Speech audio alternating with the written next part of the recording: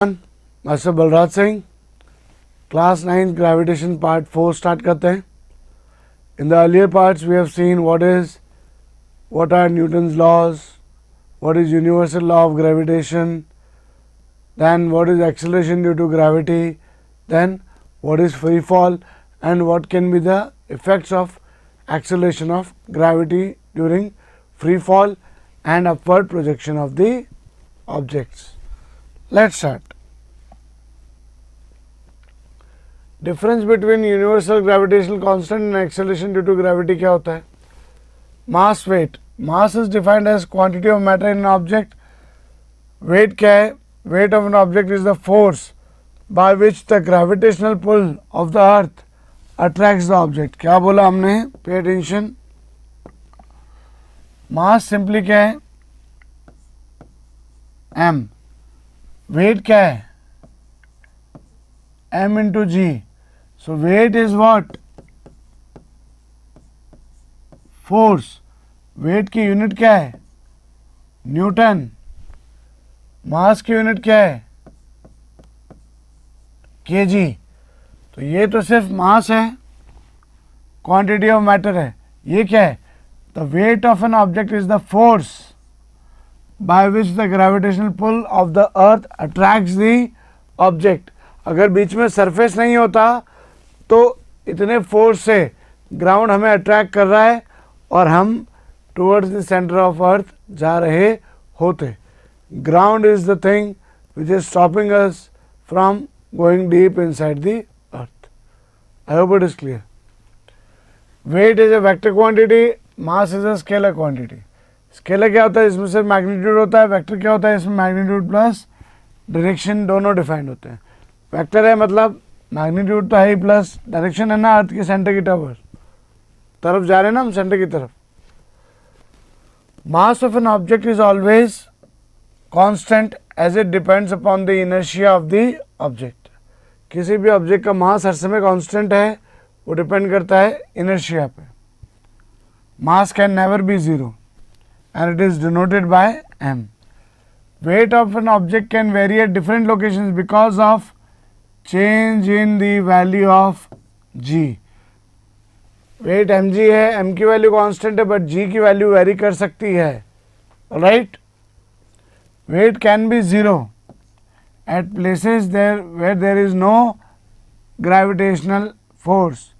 मतलब जहाँ g की वैल्यू जीरो हो जाए वहाँ पे वेट जीरो हो सकता है. Denoted as W F equals to M G. M क्या है? ए क्या है? ऑलराइट. ये सब क्लियर है? ध्यान रखिएगा इस. Wait of an object on the moon. Just like the earth, moon also exerts a force upon objects. क्या बोला? अर्थ की तरह ही मून भी ऑब्जेक्ट्स पे फोर्स एक्सर्ट करता है. Objects on the moon also have some weight. The weight will not be same as that on the earth. So weight on the moon can be calculated as. Weight क्या होता है? या force of gravitation अगर हम apply करें तो as we know force of gravitation on earth, अगर हम अर्थ पे कैलकुलेट करेंगे, यहाँ W से रिप्रेजेंट किया है, मीन्स वेट. अर्थ पे क्या हो जाएगा? G. यहाँ से देखें और ध्यान दें. अर्थ पे अगर कैलकुलेट करते तो G capital M small m radius of earth का स्क्वायर. क्लियर है? यहाँ ही मास किसका है? अर्थ का. सिमिलरली अगर मून पे कैलकुलेट करें तो कितना होगा? Capital G mass of moon small m radius of moon का स्क्वायर. इन दोनों को अगर हम कंपेयर करते हैं, F M upon F E compare करें G will cancel out, small m will cancel out. Compare किया तब तो अल्टीमेटली क्या हो जाएगा, FM किसके बराबर होगा, FM या फोर्स या वेट बोल दो, mass of moon upon radius of moon का square, mass of earth upon radius of earth का स्क्वायर. क्लियर? जहाँ पे अर्थ का मास कितना है 5.9 10 to power 24, mass of the moon is 7.3 into 10 to power 22, radius of the earth is 10 to power 6, 6.4 into 10 to power 6, moon का भी 1.74 into 10 to power 6. यहाँ सारी वैल्यूज रखने के बाद में वेट ऑफ मून और वेट ऑफ अर्थ में जो कंपैरिजन है वो कितना आ रहा है 1/6. मीन्स जो भी ऑब्जेक्ट अर्थ पे अगर 6 kg का है, मून पे जाके वो कितना हो जाएगा, या 6 न्यूटन का है, मून पे जाके it will reduce to 1 newton. Alright, क्यों? क्योंकि वहाँ का ग्रेविटी ही 1/6 है, इसलिए मून पे किसी भी ऑब्जेक्ट का वेट 1/6 हो जाता है उसका वेट जो अर्थ पे एग्जिस्ट कर रहा था. Weight is not mass, weight is force, so newton में आएगा. ऑलराइट, थ्रस्ट क्या है? The force that acts in the perpendicular direction is called thrust. Thrust भी क्या एक फोर्स ही है. It is similar to the force applied to an object and it is a vector quantity. Force है तो obviously vector है. Pressure, the force that acts per unit area. Pressure क्या है? फोर्स पर यूनिट एरिया. थ्रस्ट पर unit area, it is denoted by P. Pressure is what? Thrust पर unit area और force पर यूनिट एरिया. इसकी unit क्या है? न्यूटन पर मीटर स्क्वायर और pascal. You can call it by the name of a scientist. Newton पर metre square को ही पास्कल भी बोला जा सकता है. देखिए इधर प्रेशर क्या है? जब हम फोर्स अप्लाई कर रहे हैं किसी एरिया पे तो area divided by force, force divided by area sorry, is known as pressure. तो प्रेशर का फॉर्मूला क्या है? Force upon area. Why do nails have sharp edges? देखें, pressure is inversely proportional to area. क्या बोला यहाँ पे? प्रेशर का फॉर्मूला क्या है? Force upon area.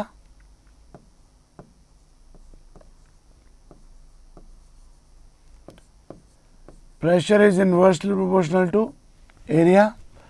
So as area increases, if area increase करेगा तो प्रेशर क्या करेगा? डिक्रीज करेगा. And vice versa. Vice versa मतलब अगर एरिया डिक्रीज करेगा तो प्रेशर इंक्रीज करेगा.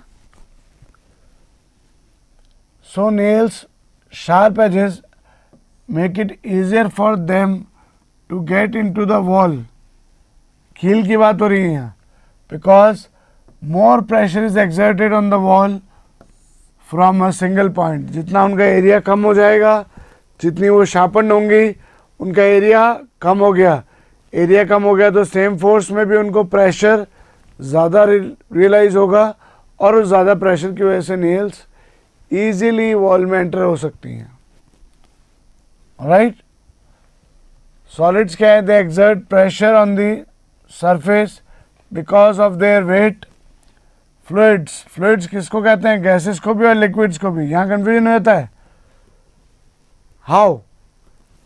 यहाँ टेंडेंसी टू फ्लो पे देखा जाता है. Solids doesn't have the tendency to flow. Solids flow नहीं करते हैं, but liquids and gases both of them flow. So fluid की कैटेगरी में गैसेस एंड लिक्विड्स दोनों को लिया जा सकता है. क्या? They also have weight, therefore they exert pressure on the surface and the walls of the container in which they are put in. Gases और liquids मतलब fluids का भी weight होता है, इसलिए वो भी pressure exert करते हैं. Confuse नहीं होना है. Very interesting. What is buoyancy? In the previous videos, we have talked about buoyancy. यहाँ देखते हैं डिटेल में क्या है. Whenever an object is immersed in a liquid, liquid मतलब एयर भी हो सकती है, मीन्स कोई गैस भी हो सकती है, कोई लिक्विड भी हो सकता है. Alright, then that liquid exerts a buoyant force or upthrust in the opposite direction of the gravitational force.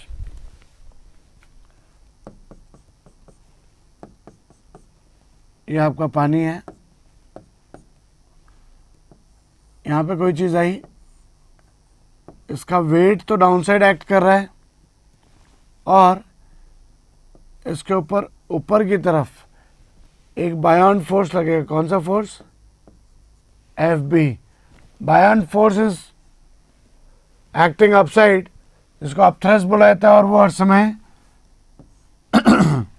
Gravity के अपोजिट लगता है. ग्रेविटी वेट, वेट मतलब M G.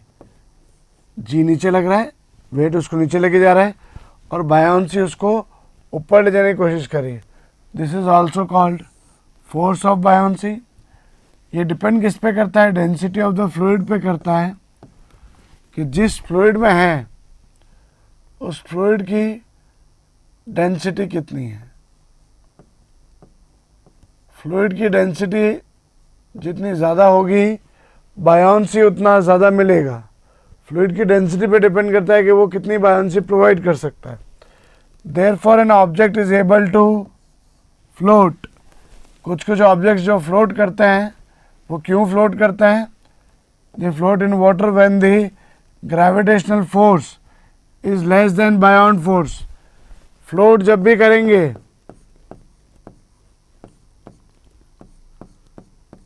बायॉन्ट force is greater than weight of the object. Buoyant force ज़्यादा होगा, wait कम होगा, तो बायॉन्ट force उसको float करवा रहा है, उसको ऊपर ही रखे हुए. राइट. और अगर वेट ज़्यादा होगा बायॉन्ट फोर्स से तो क्या हो जाएगा? वो सिंक हो जाएगा, डूब जाएगा. Similarly an object sinks into the water when the gravitational force is larger than buoyant force. So it is the equilibrium. इन दोनों के बीच का ही इक्विलिब्रियम देखा जाता है कि कौन सा फोर्स बड़ा है, उसके अकॉर्डिंगली कोई बॉडी या तो डूब जाती है या तैरती रहती है. राइट. अगर बायॉन्ट फोर्स ज़्यादा हुआ तो फ्लोट करेगी, वेट ज़्यादा हुआ तो डूब जाएगी. क्लियर है? How to calculate this, how to make it so in the shape कि उसके ऊपर बायॉन्ट फोर्स ज़्यादा लगे, ये सब आप हायर लेवल पे सीखेंगे. Right.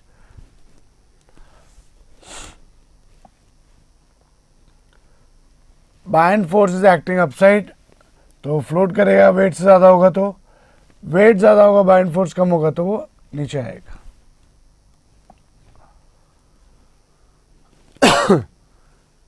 An object can sink or float on water based on its density with respect to water. The density is defined as mass per unit volume. यहाँ ध्यान दें, objects having a density less than water, जिस object की density कम होती है density of water से, ये water है, ये ऑब्जेक्ट है. जब ऑब्जेक्ट की डेंसिटी कम होती है वाटर की डेंसिटी से, यहाँ डेंसिटी को डिनोट किया है रो से, it is called rho. Then water, तो वो क्या करेगा? उस पर फ्लोट करेगा. क्या करेगा? तैरता रहेगा. For example, cork flows in water because its density is lower than that of water. Similarly, अगर ऑब्जेक्ट की डेंसिटी ज़्यादा हुई वाटर से, देन ऑब्वियसली वो क्या करेगा? सिंक करेगा. तो सबको डेंसिटी पे डिपेंड करता है. डेंसिटी हायर देन वाटर, तो it will sink. Example, iron nail sinks in water because the density of iron is more than water's density. Clear है? Thus हम यहाँ पे क्या conclude कर सकते हैं? That buoyancy depends upon density of the liquid. Liquid की density पे depend करती है buoyancy, and volume of the object. As the volume of the object increases, its density decreases and vice versa. Volume बढ़ेगी, उसकी density कम हो जाएगी. Density and volume are inversely proportional. Volume बढ़ेगी, density कम हो जाएगी, और density कम हो गई तो वो डूब जाएगा. हाँ या ना? सॉरी, डेंसिटी कम होगी वो फ्लोट करेगा. और अगर वॉल्यूम कम होगी, डेंसिटी बढ़ेगी तो ऑब्वियसली वो सिंक हो जाएगा. I hope it is very clear to you guys. Archimedes principle क्या कहता है? whenever an object is immersed in a liquid, fully or partially, fully का मतलब पूरी तरह से, partially मतलब आधा अधूरा, the liquid exerts an upward force upon the object. जब भी कोई ऑब्जेक्ट डूबेगा किसी लिक्विड में, लिक्विड क्या करेगा उस पर? अप साइड में उस पर कोई फोर्स एक्सर्ट करेगा. The amount of that force is equal to the weight of the fluid displaced by the object. कि कोई भी ऑब्जेक्ट है जब लिक्विड में डूबेगा तो वेट अप्लाई करेगा, राइट? तो उसके ऊपर अपवर्ड फोर्स या बायंट फोर्स जो लगेगा, वो बायंट फोर्स किसके इक्वल होगा? Liquid weight of liquid displaced. Displace मतलब जिसको हिलाया गया है, रिमूव किया गया है, डिस्टर्ब किया गया. तो what is F? It is equal to weight of the liquid displaced. जितना लिक्विड डिस्प्लेस किया गया है उतना बाइंड फोर्स लगेगा सिंपली. और वो कितना लिक्विड डिस्प्लेस किया गया है, वो वॉल्यूम ऑफ लिक्विड डिस्प्लेस्ड उतना ही होगा जितना ऑब्जेक्ट का वॉल्यूम होगा खुद का. मैं अगर पानी में चले जाऊँ, मेरा जितना वॉल्यूम है उतना ही वाटर का वॉल्यूम डिस्प्लेस होगा. वॉल्यूम सेम है, बट मेरी डेंसिटी, वेट क्या होता है समझना. What is weight? mg. m क्या है? What is mass? Density into volume into g. मेरा वॉल्यूम, अगर मैं पूरा का पूरा पानी में डूब चुका हूँ, उस समय मेरा वॉल्यूम और लिक्विड डिस्प्लेस जितना हुआ है, मुझे मेरी वजह से जितना लिक्विड हिला है या उसकी जगह मैंने खाई है, वो वॉल्यूम्स दोनों के इक्वल हैं. तो उस टाइम पे सिर्फ डिफरेंस किसका आता है? डेंसिटी का. मेरी डेंसिटी और लिक्विड की डेंसिटी में फ़र्क है, राइट? तो मेरे पे बायंट फोर्स उतना ही लगेगा जितना मैं लिक्विड डिस्प्लेस कर रहा हूँ.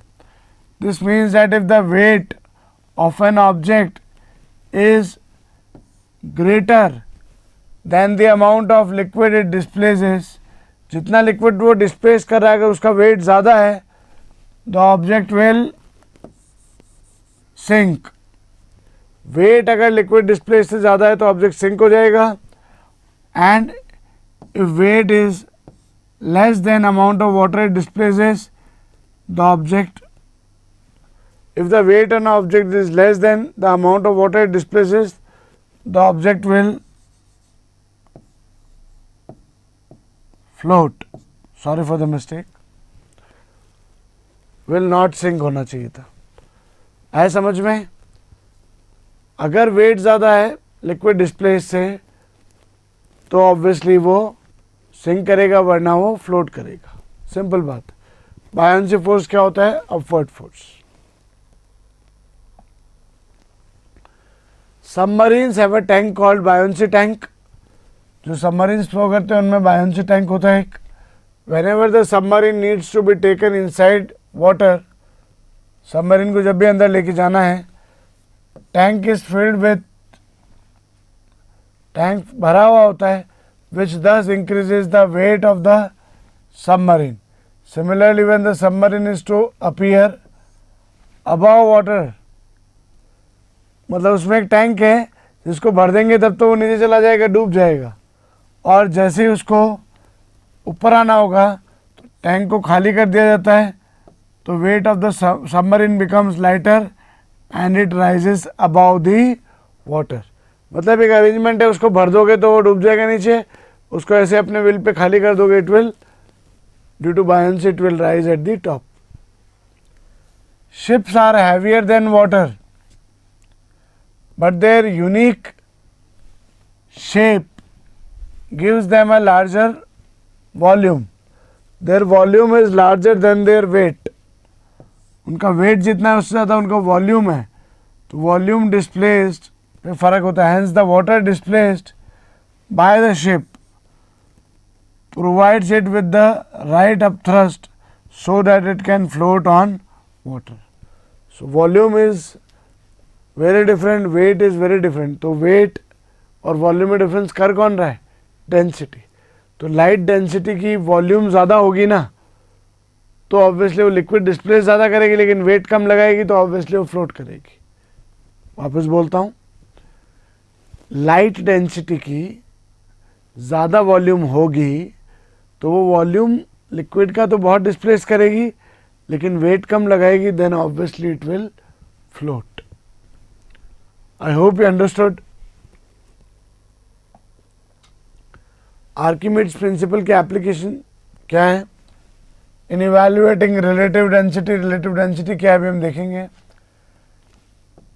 शिप सबमरीन डिज़ाइन करने में lactometers and hydrometers, they are the meters to measure, इनको डिज़ाइन करने में. रिलेटिव डेंसिटी क्या है मैंने बताया था, अभी देखते हैं. When density can be expressed in comparison with water's density, it is called relative density. किसी लिक्विड को लिया, उसको स्टैंडर्ड वाटर के कंपैरिजन बता रहे हैं, तो अगर वो भारी है वाटर से तो वो उससे बता देंगे कि इतना भारी है, हल्का है वाटर से तो बता देंगे इतना हल्का है, तो उससे उसको उस डेंसिटी को बोलते हैं रिलेटिव डेंसिटी. और सिंपली डेंसिटी क्या होता है? Mass per unit volume. And what is relative density? Relative density है sigma relative is sigma of liquid upon sigma of water. ये होता है relative density. किसी भी liquid की density बतानी है in comparison to water's density. It is called relative density. तो अगर relative density 1 से ज़्यादा है means वो सब्सटेंस या वो लिक्विड वाटर से भारी है, और अगर रिलेटिव डेंसिटी 1 से कम है मींस वो सब्सटेंस या वो लिक्विड वाटर से हल्का है. तो वाटर के कंपैरिजन में बता रहे हैं उसकी डेंसिटी कितनी है. Why water is chosen as a reference?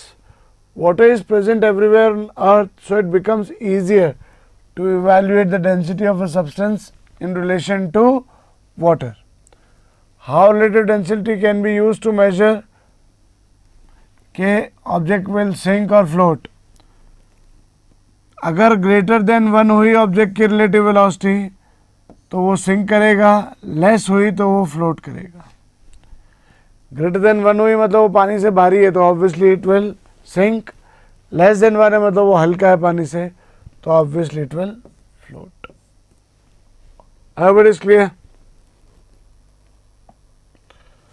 Alright guys, इस टॉपिक में हमने इस पार्ट में इस वीडियो में क्या क्या पढ़ा. आर्किमिड्स प्रिंसिपल क्या होता है, बायोन्सी क्या है, राइट, वॉल्यूम लिक्विड डिस्प्लेस्ड, फिर भी वाटर की या लिक्विड की या ऑब्जेक्ट की डेंसिटी पे डिपेंड करता है कि वो फ्लोट करेगा, सिंक करेगा. ये सारी चीज़ें हमने देखी हैं. I think it would be clear to you. Thank you.